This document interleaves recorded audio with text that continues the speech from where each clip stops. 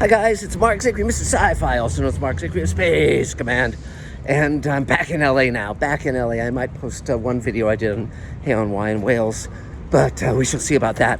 We're selling shares in Space Command and in the Showrunners Network. There's information below on that.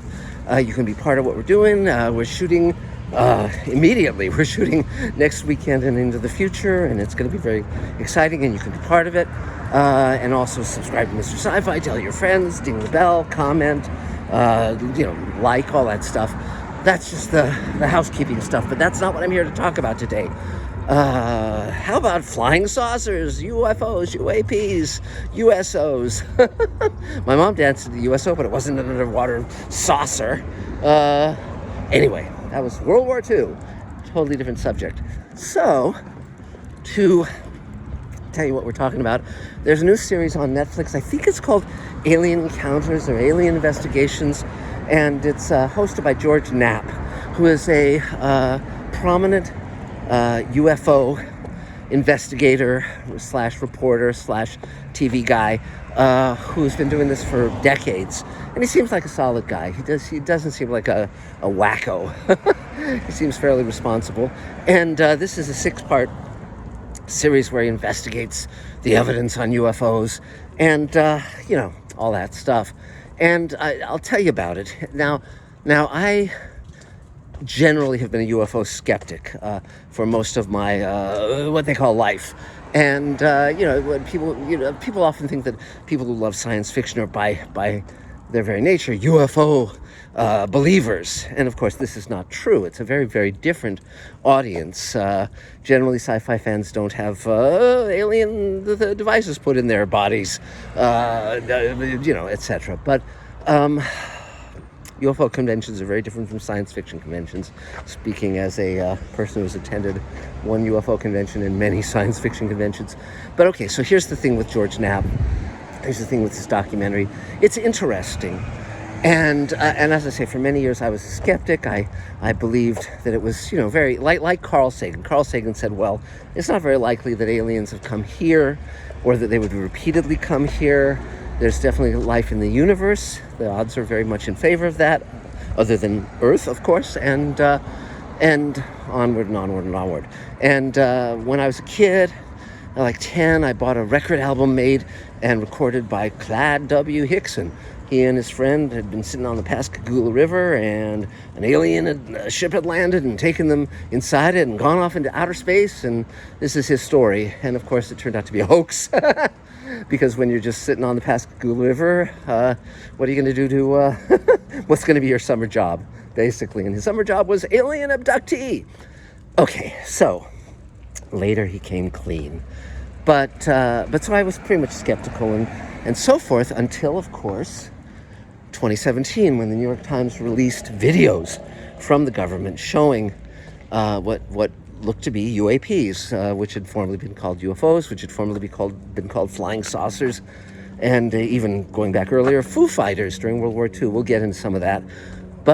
And this really piqued my interest, because for once, the government was saying, yes, this stuff is real, and pilots have encountered it, and we have lots more to reveal. And then they had congressional hearings, and supposedly there's going to be more of those, depending on the powers that be.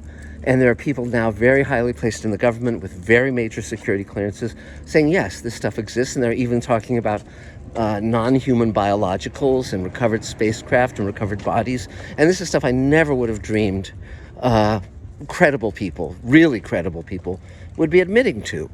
So there's one of two options. Either this stuff is real or it's not. But if it's not, it's very odd that these people so highly placed would actually be saying these things.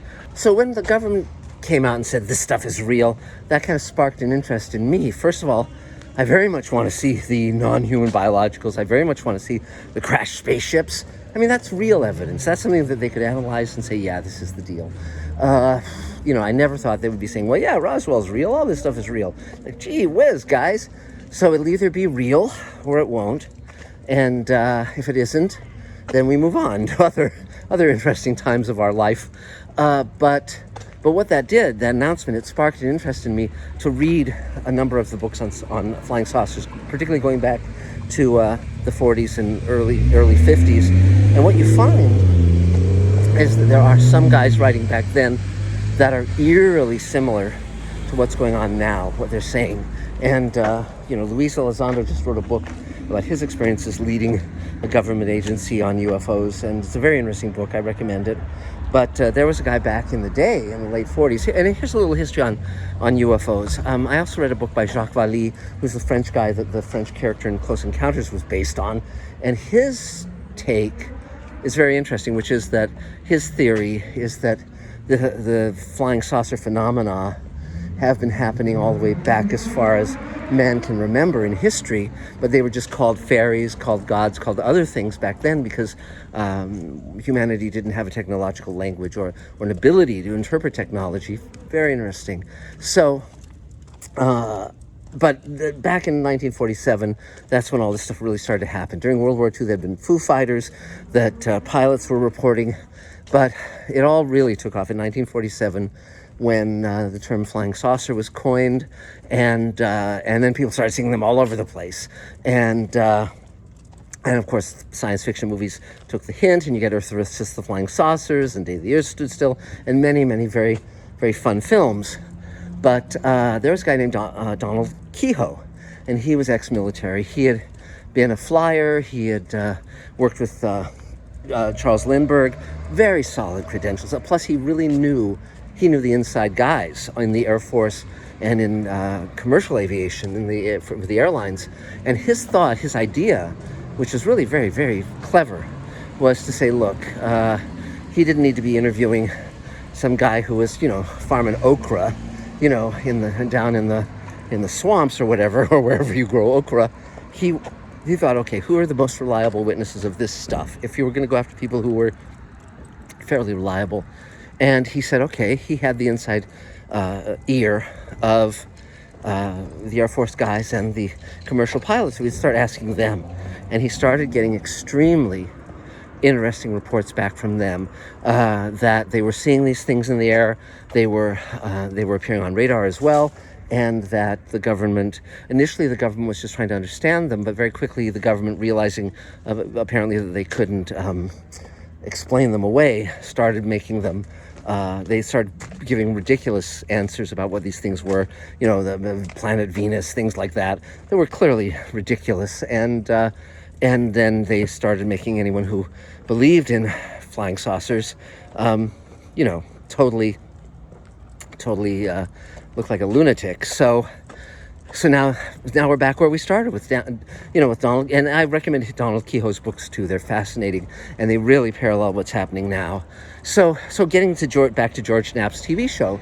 So I've watched all but the final episode. It's 6 episodes, and I like him and I respect him, and it's very interesting because he'll go to Brazil and talk to people who theoretically were harmed by UFOs back 30, 40 years ago, or he'll be talking about underwater, these flying saucers that plunge into the water and then fly out of it, and he's sort of like on a wide search, for information, but but nothing he comes up with so far is persuasive or definitive. The people he interviews seem credible, but again, it's just what they're saying, their word. The physical relic he comes up with is just made out of like iron and aluminum, and so, it could be anything. And he's not saying it's a UFO, by the way. He's a pretty reasonable guy, but he hasn't come up with the clincher. And maybe he will in the final episode, but I don't think so. I think the only thing that's going to really, really, really nail this, if it happens, is when they say, here are the facts, here are the creatures, here are the vehicles. Because if they've got them, that's the real deal. And so I'm hoping they'll come up with this stuff. But if you want to look at George Knapp's documentary and sort of see the history of all this stuff around the world, then that'll be, it's entertaining. It's entertaining, but certainly not the proof that we all need and all look for. So that's about it for now. But But I'm really hoping they'll continue these hearings. You know, it's fascinating because we've been talking, you know, I've been avoiding politics generally, but, you know, hopefully Trump and certainly Elon Musk will want to know about this flying saucer stuff. Hopefully they'll help pry those vaults of secrecy open, and we'll see what we see. But in the meantime, you know, subscribe to Mr. Sci-Fi. We'll keep talking about this stuff. And by the way, of all these different phrases, I like flying saucers the best. That's the dynamic one. And if you've never seen Earth versus Flying Saucers, which has great flying saucers by the great Ray Harryhausen, and also Day of the Earth Stood Still, the great Robert Wise directed film. I recommend those two very, very highly. You might mention what your favorite UFO movie, flying saucer movie is down below, but it's fascinating stuff, and I hope it's true. I hope it's real, but I'm withholding judgment until we really have the smoking ray gun, so to speak. And so that's about it for now. Much more to come. Talk to you soon. Bye, guys.